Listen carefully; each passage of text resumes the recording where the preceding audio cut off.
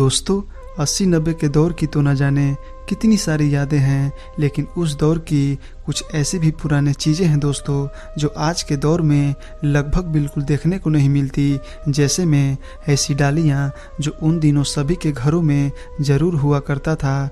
इसका उपयोग उन दिनों लोग शादी ब्याह में निमंत्रण के समय पूड़ी या लड्डू चलाने में किया करते थे।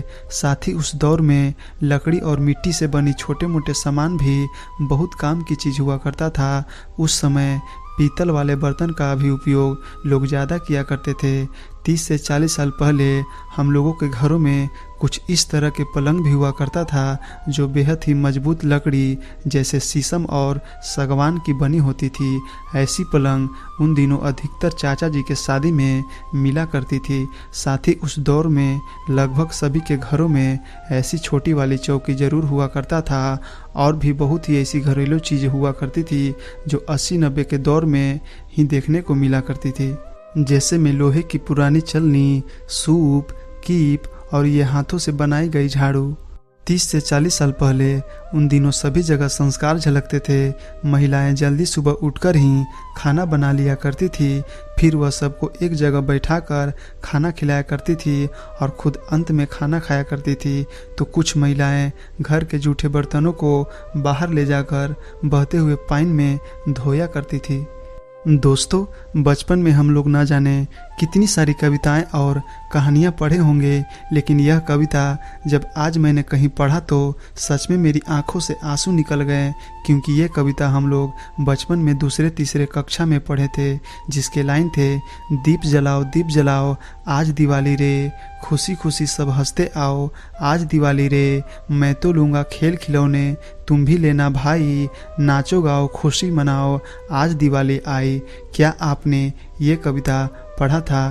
कमेंट में ज़रूर बताना मेरे दोस्तों ये कोपल के पत्ते तो आपको ज़रूर ही याद होगा, जो इसके ऊपर बेसन लगाकर इसकी सब्ज़ी बनाई जाती थी, जो खाने में बहुत स्वादिष्ट हुआ करती थी।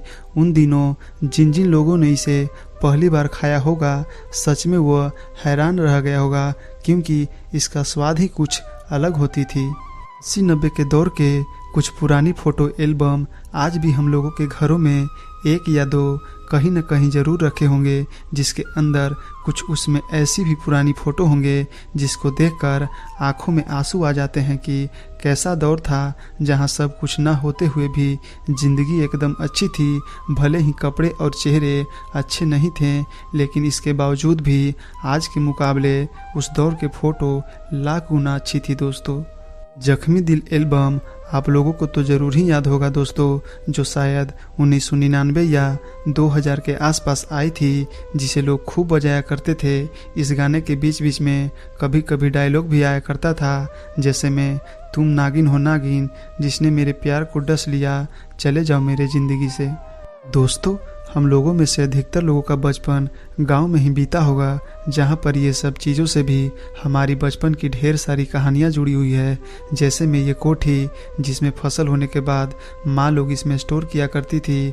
कभी कभी हम लोग चुपके से इसके मुंह खोलकर अनाज को निकाल कर दुकान में बेच दिया करते थे, लेकिन इसकी ढक्कन जल्दी नहीं लगती थी और हम लोग पकड़े जाया करते थे। इसके बाद ये ढेकी, जिससे ग्रामीण लोग धान या कोई भी अनाज को पैरों से चला कर कुटाई किया करते थे, जो आज के दौर में लगभग बिल्कुल ख़त्म सी हो गई है। दोस्तों आज के बच्चों का बचपन तो मोबाइल में सिमट गई है। एक हम लोग थे जो दुकानों से सस्ते चूर्ण और चॉकलेट और ना जाने कितनी चीज़ें खरीद कर खुद का दुकान खोला करते थे और दिन भर खूब खेला करते थे। याद है दोस्तों बचपन के दिनों में जब बारिश का मौसम आते थे, तो उन दिनों जहाँ तहाँ ढेर सारी आम के पौधे निकल आते थे, तो हम लोग नाजुक सी कोपले को देखकर उसके प्रति खूब आकर्षित हुआ करते थे और फिर इसको हल्के से उखाड़कर अपने खेतों या बगीचों में लगा दिया करते थे और रोज़ उसमें पानी दिया करते थे और सोचा करते थे कि ये कब बड़ी होगी। तो कुछ बच्चे इसके पेड़ को उखाड़कर इसकी सीटी बनाया करते थे। आज के इस दौर में बच्चे बड़ी बड़ी मशीनों को भी देखना नहीं चाहते। एक हम लोग का समय था जो खेतों में जुताई के समय ट्रैक्टर को भी उसके पास जाकर देखा करते थे, तो कभी चलते हुए ट्रैक्टर के पीछे लटक जाया करते थे।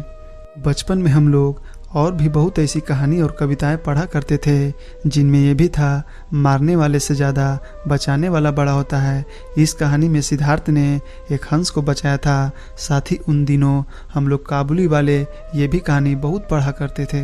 बात करें और कविताओं की तो उन दिनों हम लोग यह कदम का पेड़ अगर माँ होता यमुना तीरे, सूरज की किरणें आती है, सारी कलियां खिल जाती है, ये सब कविताएं आज भी बहुत याद आती है दोस्तों।